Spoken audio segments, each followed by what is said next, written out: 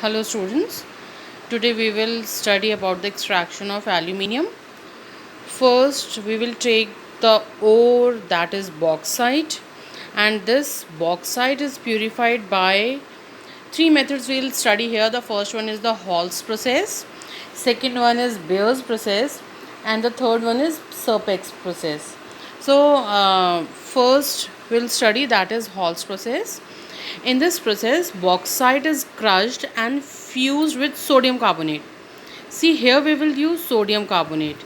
This bauxite Al2O3.2H2O, it is heated in presence of sodium carbonate, and we will obtain NaAlO2 sodium meta-aluminate along with the formation of water and CO2.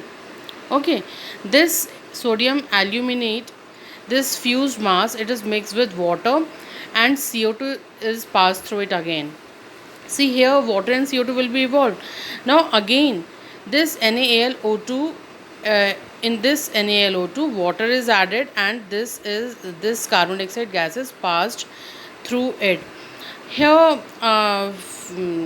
we will get Na2CO3 along with the formation of the precipitate of aluminium hydroxide. These precipitate of aluminium hydroxide are filtered, and after filtration these are ignited at the temperature 1473 Kelvin.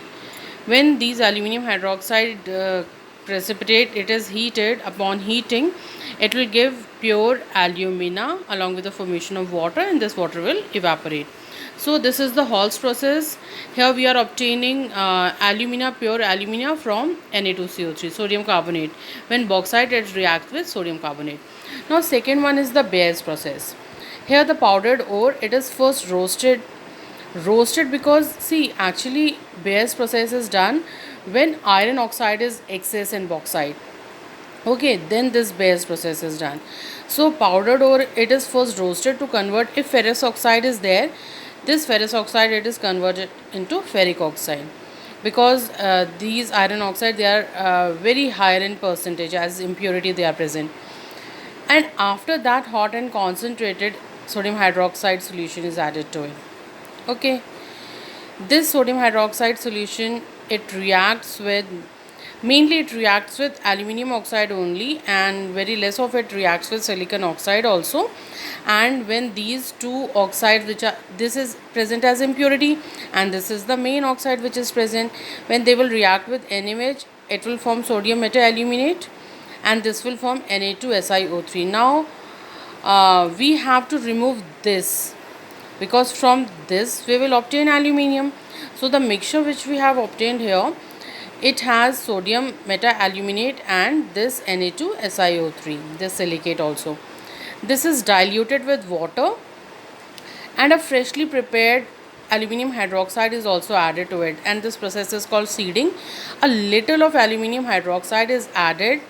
See, these two are taken, these are diluted with water, and after that a little of aluminium hydroxide is also added. This will make the process of formation of aluminium hydroxide easier. Okay, and this process is called seeding. A little of this aluminium hydroxide is added, and on this aluminium hydroxide more precipitates will be formed. Like see, this is NaAlO2. Here water is added, it will form sodium hydroxide, and these aluminium hydroxide crystals will be formed. It will be very large in number now, and this aluminium hydroxide, again it is heated to 1473 Kelvin, and pure alumina is obtained. So this is the second process in which we have first roasted the ore, and then we have used NaOH here. So this is the Beer's process. Now third one is the Serpek's method. This process, it is used when bauxite ore contains higher percentage of silica. Okay, when percentage of silica is higher than as impurity, then this process is followed. Here Al2O3, it reacts with carbon along with nitrogen.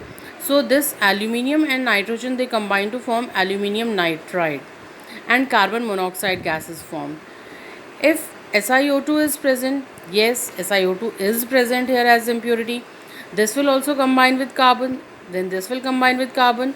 Carbon acts as a reducing agent, it will reduce this SiO2, it will form CO, carbon monoxide, and this silica will also get vaporized. Okay, now the aluminium nitride from here, it is dissolved in water, it get dissociated with when it is added to water. This aluminium, it will combine with this, rearrangement will take place, it will form aluminium hydroxide and ammonia gas will evolve out, and this aluminium hydroxide again, it is heated to 1473 Kelvin, and we will get pure alumina. Now see, there are three processes to obtain pure alumina, and this alumina is then electrolyzed. Here the process of electrolysis is done. See, this Al2O3, here aluminium, it has a strong affinity for oxygen, so we cannot use any reducing agent to reduce this, otherwise it would have been reduced here only.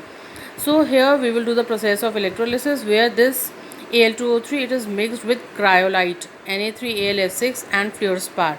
These two substances, they will lower down the melting point of pure alumina. Its melting point is very high, so they will lower down the melting point of this pure alumina, and they will also increase its conductivity. These two things they will do.